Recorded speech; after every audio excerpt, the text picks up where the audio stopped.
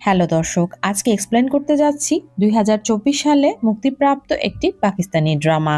এই ড্রামায় একজন স্বামী রাগের মাথায় তার স্ত্রীকে তালাক দিয়ে ফেলে, কিন্তু রাগ কমে যাওয়ার পর সেই স্ত্রীকে সে আবার ঘরে ফিরিয়ে নিতে চায়, কিন্তু ইসলামের দৃষ্টিকোণ থেকে এটা সম্ভব ছিল না। আর তাই সে তার স্ত্রীকে বাড়ির চাকরের সাথে হিল্লা বিয়ে অর্থাৎ হালালা বিয়ে দেয়। আর তারপর মেয়েটির সাথে কি ঘটেছিল সেটা জানবো আজকের এক্সপ্লেনেশনে। তাহলে চলুন দেরি না করে চলে যাই মূল এক্সপ্লেনেশনে। গল্পের শুরুতে আমরা আলিয়াকে দেখি। মসজিদ থেকে আজানের সুর ভেসে আসছিল।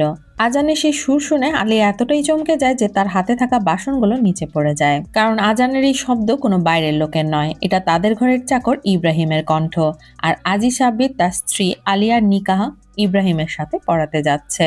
আলিয়া অবশ্য এই বিষয়ে মোটেই রাজি ছিল না, কিন্তু সে করবেই বাকি। তার শাশুড়ি তাকে হুমকি দেয়, যদি সে আবার সাব্বিরের কাছে ফিরে না আসে তাহলে তাকে ঘাট ধাক্কা দিয়ে বাড়ি থেকে বের করে দেওয়া হবে। অন্যদিকে আলিয়ার স্বামী সাব্বিরের দাবি সে আলিয়াকে খুব ভালোবাসে, কিন্তু সে রাগের মাথায় তার স্ত্রীকে তালাক দিয়ে ফেলেছে। এখন সে তার ভুল বুঝতে পারছে, কিন্তু আলিয়ার মনে কি চলছে তা শুধু আলিয়াই জানে। আর আলিয়া কি চায় সেটাও কেউ জানতে চাইছে না। সবাই নিজের ইচ্ছা তার উপর চাপিয়ে দিচ্ছিল। সাব্বির হালালার জন্য ইব্রাহিমকে বেছে নেয়, কারণ সে খুবই সহজ সরল এবং ভালো মানুষ। সাব্বিরের বিশ্বাস ছিল হালালা সম্পন্ন হওয়ার পর ইব্রাহিম আলিয়াকে তার কাছে ফিরিয়ে দেবে। আর তাই চাকর হওয়ার সত্ত্বেও সে ইব্রাহিমকেই বেছে নিয়েছিল। অন্যদিকে যখন ইব্রাহিম এই কথা জানতে পারে সে কিছুতেই রাজি হয় না। মৌলানা সাহেব তাকে বোঝান এবং বলেন, তুমি অনেক বছর ধরে চৌধুরী সাহেবের নুন খেয়েছ, আর এখন সেই ঋণ শোধ করার সময় এসেছে। ইব্রাহিম হাত জোর করে বলে যে আর কি কোনো উপায় নেই, আমাকে কোনোভাবেই ছেড়ে দেওয়া যায় না। ইব্রাহিম হাওমাও করে কাঁদতে থাকে। সে কোনোভাবেই এই পাপ কাজ করতে চাইছিল না, কিন্তু মৌলানা সাহেব তাকে ছোটবেলা থেকে মানুষ করেছেন। গত 15 বছর ধরে চৌধুরী বাড়ির কাজের সাথে সাথে এই মসজিদের যাবতীয় কাজ ইব্রাহিম করত। মৌলানা সাহেব ইব্রাহিমকে নিজের ছেলের মতো ভালোবাসতেন। মৌলানা সাহেব তাকে বোঝান এবং বলেন তারা একটা বিপদে পড়েছে, তোমার উচিত তাদেরকে সাহায্য করা। দেখবে সবকিছু ঠিক হয়ে যাবে আর সবকিছু ভালোই হবে। কিন্তু তারপরেও ইব্রাহিম হাউমাউ করে কাঁদছিল। অন্যদিকে আমরা সাব্বির চৌধুরীকে দেখতে পাই। সে অসহায় অবস্থায় বসেছিল। তখন সাব্বিরের মা সেখানে আসে। সে বলে যে এটা করতেই হবে, তা না হলে তোমার বউ তোমার জন্য হালাল হবে না। সাব্বিরও অসহায়ের মতো কাঁদতে থাকে। আর অন্যদিকে আমরা দেখতে পাই সাব্বিরের মা আলিয়াকে তার রুমে নিয়ে গিয়েছে এবং তাকে বউয়ের মতো সাজিয়ে দিয়েছে। আলিয়ার চোখ থেকে টপ টপ করে পানি পড়ছিল। সে তার বিয়ের ছবির দিকে তাকিয়েছিল। সে এতটাই অসহায় ছিল যে তার কিছুই করার ছিল না। সে সাব্বিরের মায়ের কথা অনুযায়ী সাজগোজ করে বাইরে বেরিয়ে আসে। আর তখন সাব্বির তাকে দেখে আবারও কাঁদতে থাকে। অবশেষে রাতের অন্ধকারে গ্রামের লোকদের চোখ এড়িয়ে ইব্রাহিম আর আলিয়ার নিকাহ হয়ে যায়। নিকাহ হওয়ার সময়ও ইব্রাহিম হাওমাও করে কাঁদছিল। কিছুক্ষণ পর সাব্বিরের মা আলিয়াকে ইব্রাহিমের ঘরে রেখে আসে। আলিয়ার শাশুড়ি তাকে বলে, আজকের রাতটা আমাদের জন্য এবং আমার ছেলের জন্য খুব কঠিন। তুমি শুধু রাতটা পার করে দাও। কাল ফজরের আজানের আগেই বাড়ি ফিরে এসো। এরপর তুমি আবার সাবিরের স্ত্রী হয়ে যাবে।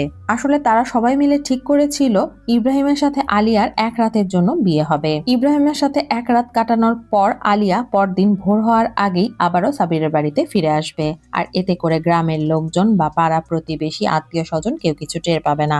আর তারপর ইব্রাহিম আলিয়াকে তালাক দিয়ে দেবে এবং আলিয়াকে আবারও সাবির বিয়ে করে নেবে। তার কিছুক্ষণ পর মৌলানা সাহেব ইব্রাহিমকে ঘরে পাঠায়। ইব্রাহিম এক কোনায় গিয়ে বসে পড়ে আর আফসোস করে বলতে থাকে, আমি যে পাপ করেছি তার একমাত্র শাস্তি হচ্ছে দোজকে যাওয়া। আমি এত বছর ধরে মসজিদের জন্য যে কাজ করেছি, যে নেকি কামিয়েছি, নামাজ পড়েছি, আজান দিয়েছি, সেগুলোর কোনো দামি আর রইল না। আমার সব নেকি শেষ হয়ে গেল। আর তখনই কেউ দরজায় নক করে। ইব্রাহিম দরজা খুলে দেখতে পায় সাব্বির সেখানে দাঁড়িয়ে আছে। সাব্বিরকে দেখে আলিয়ার চোখে আশার আলো জেগে ওঠে। সে ভেবেছিল সাব্বির হয়তো তার ভুল বুঝতে পেরে তাকে এখান থেকে নিয়ে যেতে এসেছে, কিন্তু না, সাব্বির আসলে সেখানে এসেছিল মহারানা টাকা দেওয়ার জন্য। ইব্রাহিমকে টাকাটা দিয়ে সে বলে কাল ফজরের আজানের আগেই আলিয়াকে যেন তার বাড়িতে পাঠিয়ে দেওয়া হয়।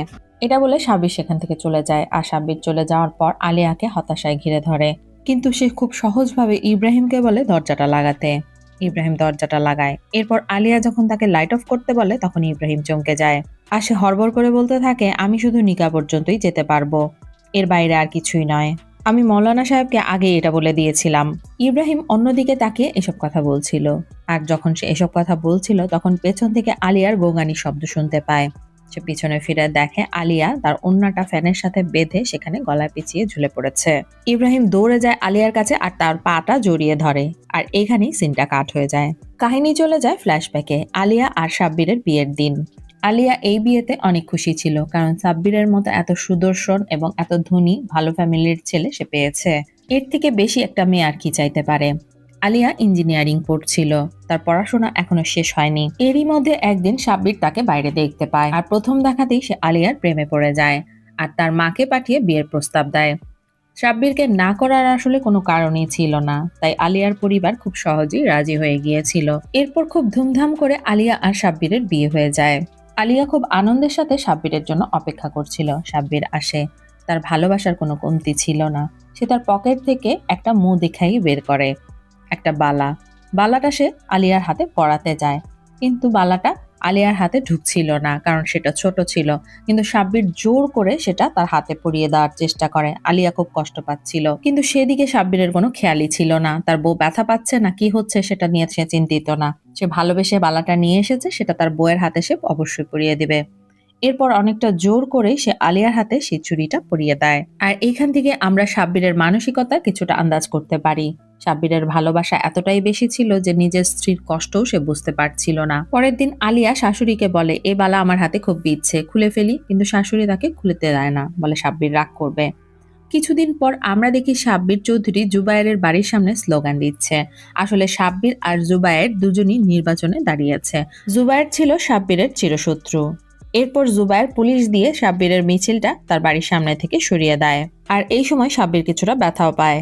কিন্তু সেদিন সন্ধ্যা হতেই জুবায়ের তার স্ত্রী সাজিয়াকে নিয়ে সাব্বিরের বাড়িতে আসে। এটা দেখে সাব্বির তো খুব অবাক হয়ে যায়, কারণ এর আগে জুবায়ের কখনো কোনো কারণেই সাব্বিরের বাড়িতে আসেনি। কিন্তু আলিয়া যখন সাজিয়ার সামনে আসে, তখন সে দেখতে পায় সাজিয়া তার কলেজ ফ্রেন্ড। সে আসলে জুবায়ের আর সাব্বিরের শত্রুতা সম্পর্কে কিছুই জানতো না, আর তাই সে সাজিয়াকে দেখে খুব খুশি হয় এবং তাকে জড়িয়ে ধরে। আসলে সাজিয়া তাদের এক কমন ফ্রেন্ডের মাধ্যমে জানতে পেরেছিল সাব্বির আর আলিয়ার বিয়ে হয়েছে, আর তাই সে তাদের সাথে দেখা করার জন্য এখানে এসেছিল। আলিয়া সাজিয়া এবং জুবায়েরকে অনেক আপ্যায়ন করে। জুবায়েরও সাব্বিরকে বলে, চলো পুরনো শত্রুতা ভুলে যাই। কিন্তু তাদের চলে যাওয়ার পর সাব্বির আলিয়ার ওপর অনেক রেগে যায়, তাকে অনেক বকাঝকা করে। কিন্তু আলিয়া বারবার বলছিল, আমি তোমাদের ব্যাপারটা জানতাম না। কিন্তু সাব্বির যেন রাগে পাগল হয়ে গিয়েছিল। সে আলিয়ার কোনো কথাই শুনে না, বরং তাকে একটা ধাক্কা মেরে ফেলে দিয়ে সেখান থেকে চলে যায়। তারপর রাতের বেলা সাব্বির আবারও আলিয়ার কাছে আসে এবং তার কাছে মাফ চায় এবং কি হয়েছিল সেগুলো খুলে বলে। আলিয়া সাব্বিরের কোনো কথারই উত্তর দিচ্ছিল না, সে খুব কষ্ট পেয়েছিল। এরপর আমরা রাতের বেলা দেখতে পারি শুয়ে শুয়ে আলিয়া চোখের পানি ফেলছে, কারণ আলিয়ার এই 3 মাসের বিবাহিত জীবনে বহুবার সাব্বির তার সাথে এরকম আচরণ করেছিল। আর প্রতিবারই আলিয়ার সাথে বাজে আচরণ করার পর সে আবার সবকিছু স্বাভাবিক মনে করত।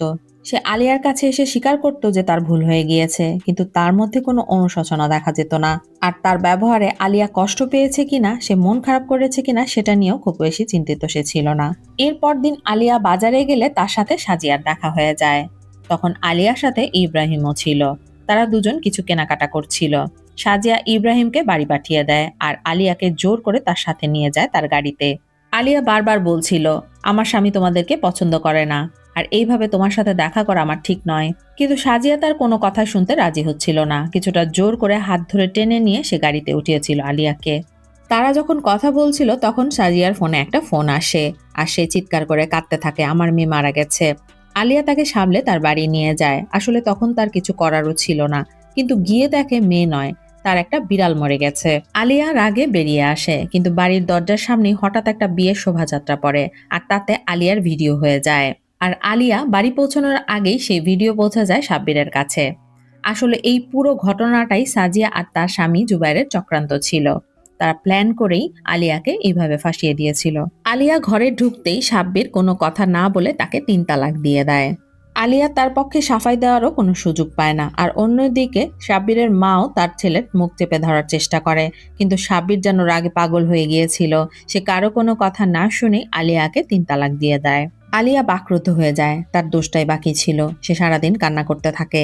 কয়েক ঘন্টা পর সাব্বিরের রাগ কমে যায়। সে তার মাকে বলে, আমি আলিয়াকে ফিরে চাই।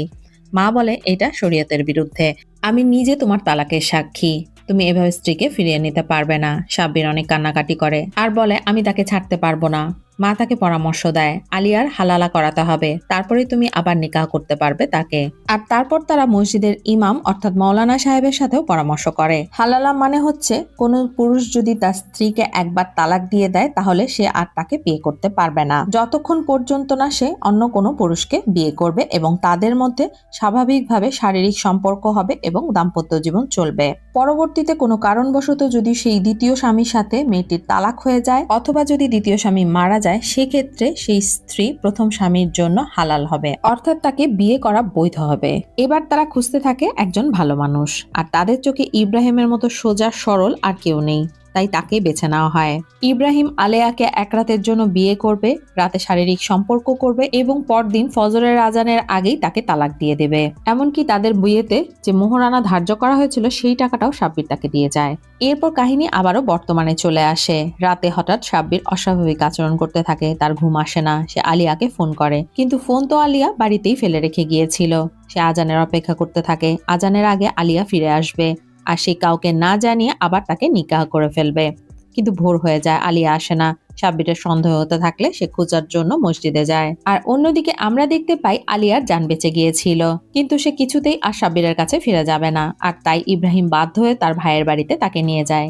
রাতের অন্ধকারেই ইব্রাহিম আলিয়াকে সাইকেল চালিয়ে নিয়ে যাচ্ছিল তার ভাইয়ের বাড়িতে, কিন্তু সেখানে তাদের অ্যাক্সিডেন্ট হয় এবং দুজনেই তারা ব্যথা পায়। সাব্বির মৌলানা সাহেবের কাছে আসলে তিনি জানান, আমি তো জানি না তারা কোথায়, আমি নিজ হাতে তাদেরকে ঘরে ঢুকিয়ে দিয়ে এসেছি। এরপর মৌলানা সাহেব সাব্বিরকে নিয়ে যায় ইব্রাহিমের ঘরে, কিন্তু সেখানে কেউ ছিল না। সাব্বির ঘরটা ভালো করে দেখে এবং সিলিং ফ্যানের সাথে আলিয়ার ওড়নাটা ঝুলতে দেখে।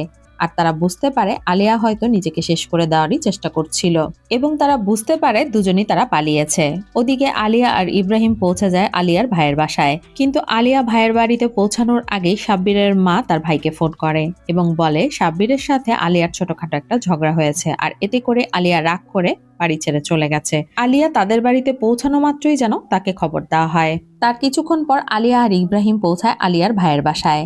আলিয়ার ভাই ভাবি তাকে বোঝানোর অনেক চেষ্টা করে যে হাজব্যান্ড ওয়াইফের মধ্যে এইরকম ঝগড়াঝাটি হয়েই থাকে, তুমি বাড়ি ফিরে যাও।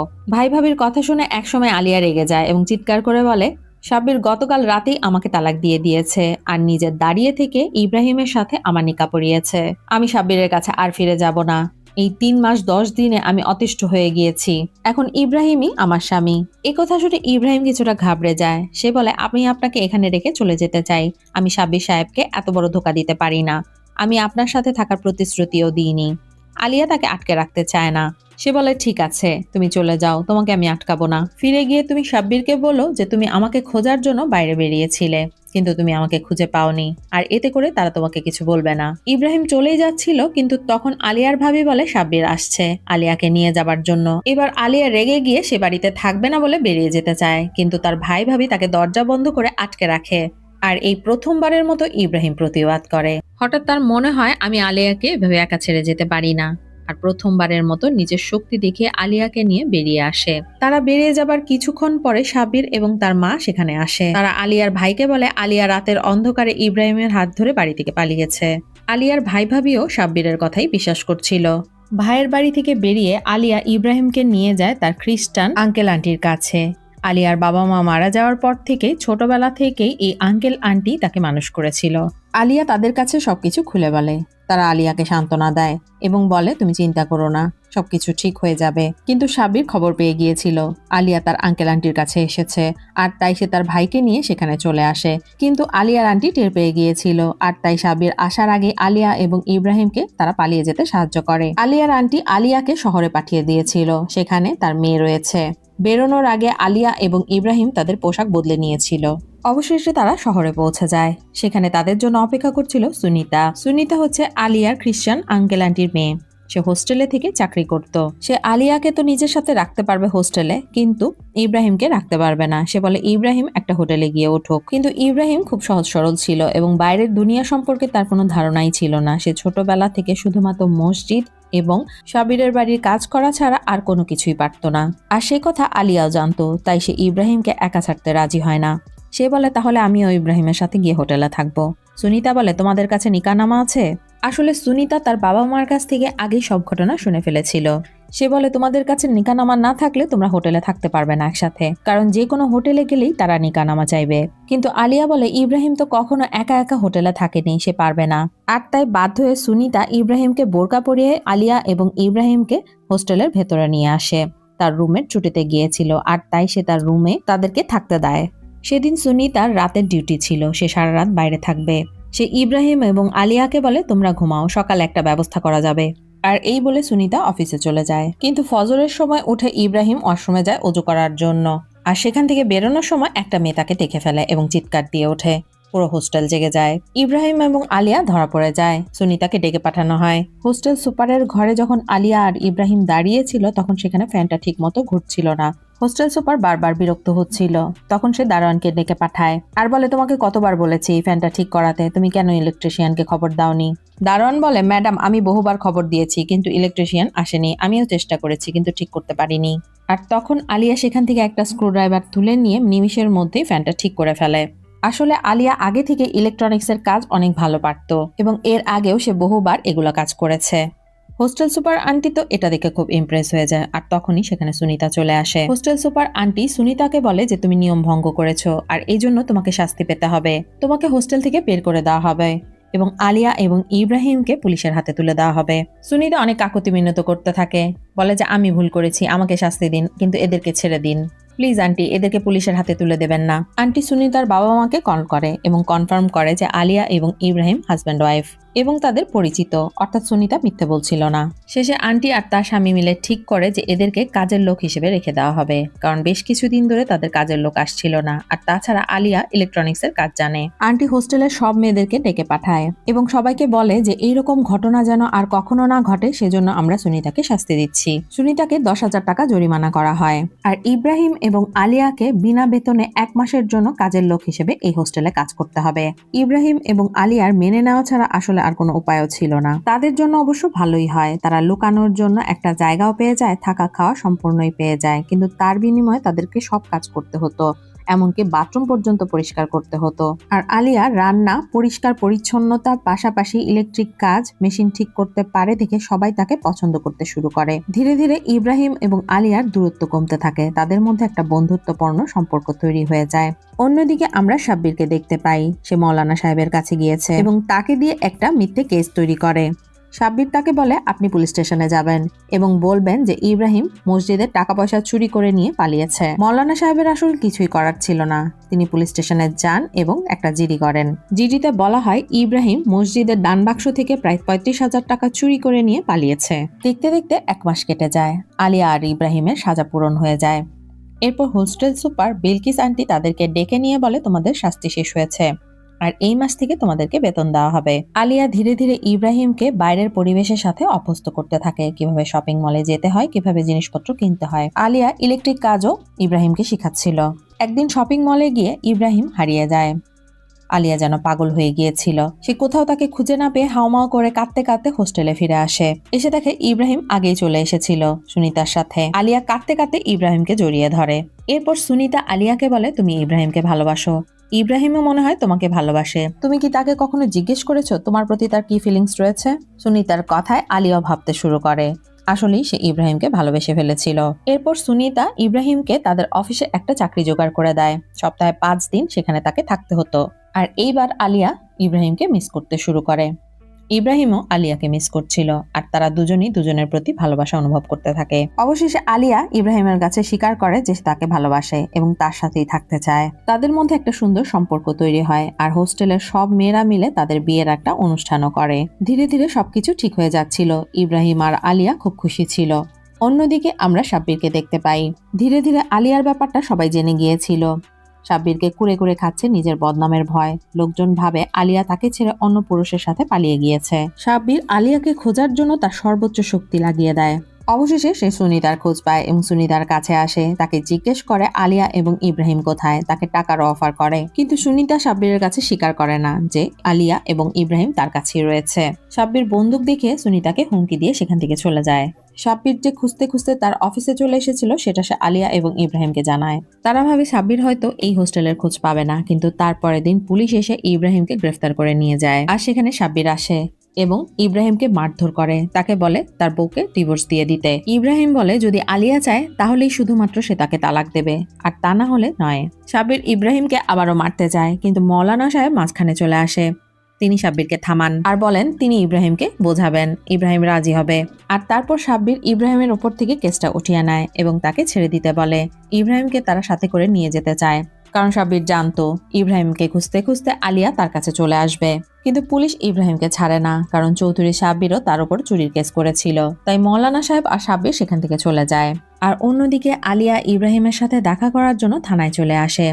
চৌধুরী সাব্বির সেই খবর পেয়ে যায়। সে আলিয়ার কাছে আসে, তার পা ধরে মাফ চায় এবং বলে তুমি ইব্রাহিমকে তালাক দিয়ে দাও আর আমার কাছে চলে এসো, আমি তোমাকে আবার বিয়ে করব। কিন্তু আলিয়া কোনোভাবেই রাজি হয় না, কারণ সে ইব্রাহিমকে ভালোবেসে ফেলেছিল। প্রথমে তো সাব্বির অনুরোধ করতে থাকে, কিন্তু তারপরে সে তার আসল রূপে ফিরে আসে। সে আলিয়ার ওপর চিৎকার চেঁচামেচি করতে থাকে, কিন্তু আলিয়া কোনোভাবেই তার কাছে ফিরে যেতে রাজি নয়। এরপর সাব্বির বলে তোমার কাছে তো নিকানামাও নেই, তোমার কাছে তালাকের কাগজও নেই, তুমি কিভাবে প্রমাণ করবে যে ইব্রাহিমের সাথে তোমার বিয়ে হয়েছিল? আর আলিয়া হেসে নিকানামাটা বের করে দেখায়। কাহিনী চলে যায় কয়েকদিন আগে। এরকমই কিছু একটা হতে পারে ভেবে আলিয়া এবং সুনিতা ইব্রাহিম এবং আলিয়ার নিকাহনামাটা রেজিস্ট্রি অফিস থেকে বের করে নিয়ে এসেছিল। আলিয়া আরো বলে তোমার সব ঘটনা, অর্থাৎ আমাকে তালাক দেওয়া, ইব্রাহিমের সাথে বিয়ে করানো, এই সব ঘটনা আমি চৌধুরী জুবায়েরের বউকে সব বলে দিয়েছি। আর এখন যদি তুমি ইব্রাহিমকে ছেড়ে না দাও, এই ঘটনা পাবলিকের মধ্যে জানাজানি হয়ে যাবে, আর তখন তোমার মান সম্মানের কি হবে সেটা ভেবে দেখেছো তো? সাব্বির একদম চুপ হয়ে যায় আর সেখান থেকে চলে যায়। সে চলে যায় চৌধুরী জুবায়েরের কাছে এবং তার কাছে মাফ চায় এবং বলে চলো আমরা এক হয়ে যাই, তুমি আগে আগে আর আমি পিছে পিছে, আমি তোমার সাপোর্টে থাকবো। কিন্তু এই ঘটনা যেন জানাজানি না হয়। চৌধুরী জুবায়ের সাব্বিরের সাথে হাত মিলিয়ে নেয় এবং সে পুলিশকে ফোন করে ইব্রাহিমের উপর থেকে কেস তুলে নেয় এবং তাদেরকে ছেড়ে দিতে বলে। আর অন্যদিকে আলিয়া পুলিশের কাছে সব স্বীকার করে যে কিভাবে সাব্বির তাকে তালাক দিয়েছিল আর ইব্রাহিমের সাথে হালালা বিয়ে দিয়েছিল। এখন সে চাচ্ছে সে ইব্রাহিমকে তালাক দিয়ে আবারও সাব্বিরের কাছে ফিরে যেতে, যা আলিয়া কখনোই করবে না। সবকিছু শুনে পুলিশের মন নরম হয়।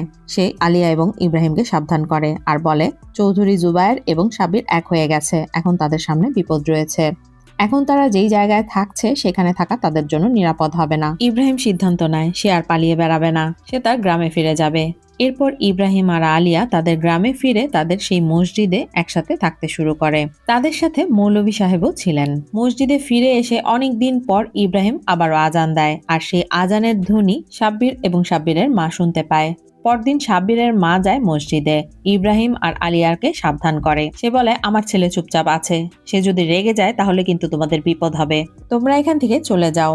কিন্তু ইব্রাহিম বলে আমরা এখান থেকে যাব না যতক্ষণ পর্যন্ত না সাব্বির আলিয়া এবং তার যে তালাক হয়েছে সেটা সবার সামনে ঘোষণা না করবে। ইব্রাহিম আরো বলে আগামীকাল নামাজের পর সবার সামনে মসজিদে সাব্বিরকে এই কথাটা ঘোষণা করতে হবে, তাহলেই তারা সেখান থেকে চলে যাবে। এই কথা জানতে পেরে সাব্বির আর জুবায়ের একটা প্ল্যান করে। তারা পুরো গ্রামের মানুষকে তাদের বাড়িতে ডেকে নিয়ে আসে আর সাব্বিরের মা আলিয়ার দুশ্চরিত্রের কথা সবার কাছে বর্ণনা করে। তিনি সবাইকে জানান সাব্বিরের সাথে বিয়ে হওয়ার কিছুদিন পর থেকে ইব্রাহিমের সাথে আলিয়ার একটা পরকীয়া চলছিল।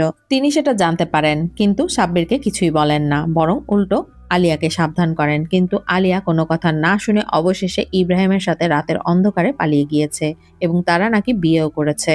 আর এইরকম একটা নোংরা কাজ করার পরে তারা আবার মসজিদে এসে আশ্রয় নিয়েছে। তাদেরকে কি করা উচিত এইসব বলে গ্রামবাসীকে তারা খেপিয়ে দেয়। পুরো গ্রামের মানুষ মসজিদে গিয়ে হামলা চালায়, মসজিদকে ঘেরাও করে ধরে। মৌলানা সাহেব তাদেরকে বোঝানোর অনেক চেষ্টা করে, কিন্তু গ্রামবাসী মৌলানা সাহেবের কথা না শুনে ইব্রাহিম এবং আলিয়াকে মসজিদের ভেতর থেকে বের করে নিয়ে আসে। সেখানে পুলিশও ছিল। তারা আলিয়া এবং ইব্রাহিমকে বাঁচানোর অনেক চেষ্টা করে, কিন্তু এত মানুষের মধ্যে তারা কিছুই করে উঠতে পারছিল না। আর তখন মৌলভী সাহেব মাইকে গিয়ে ঘোষণা করেন যে গত 2 মাস আগে আলিয়া এবং ইব্রাহিমের বিয়ে তিনি নিজে পড়িয়েছেন এবং তাদের বিয়ের সময় চৌধুরী সাব্বির নিজে উপস্থিত ছিলেন। আর বিয়ের সাক্ষী হয়েছিলেন চৌধুরী সাব্বির এবং তার মা। আর তারপরে মৌলভী সাহেব সেদিন কি হয়েছিল, কিভাবে তালাক হয়েছিল এবং কিভাবে তাদের বিয়ে হয়েছিল সবকিছুই খুলে বলেন। তিনি আরো বলেন শুধুমাত্র হালালার উদ্দেশ্যে বিয়ে করানো একটা গুনাহের কাজ, এই গুনাহের কাজের সাথে সে নিজেও শরিক ছিল। আমি শাস্তি পেতে রাজি, আপনারা আমার যে শাস্তি দেবেন আমি সেটা মাথা পেতে নেব, কিন্তু আলিয়া এবং ইব্রাহিমকে একসাথে থাকতে দিন। তারা একসাথে থাকতে চায়, তাদেরকে আপনারা আলাদা করবেন না, তাদের বিয়ে সম্পূর্ণ বৈধ। অন্যদিকে আমরা দেখতে পাই সাব্বির এবং তার মা দরজা জানালা বন্ধ করে লুকিয়ে পড়েছে। আর মৌলভী সাহেবের সব কথা শুনে গ্রামবাসীও শান্ত হয়ে গিয়েছে। পুলিশ ইব্রাহিম এবং আলিয়াকে নিরাপদে সেখান থেকে বের করে নিয়ে আসে। আর এইখানেই সিরিজটি শেষ হয়ে যায়। আশা করছি আজকের গল্পটা এবং আমার এক্সপ্লেনেশন আপনাদের কাছে ভালো লেগেছে। ভালো লাগলে অবশ্যই একটা লাইক করবেন, শেয়ার করবেন এবং চ্যানেলটা সাবস্ক্রাইব করে আমার চ্যানেলের পাশেই থাকবেন। ও আচ্ছা, কমেন্ট করতে ভুলবেন না কেমন লেগেছে সিরিজটা। আজকের মতো আমি এখানেই বিদায় নিচ্ছি। সবাই খুব ভালো থাকবেন। ধন্যবাদ।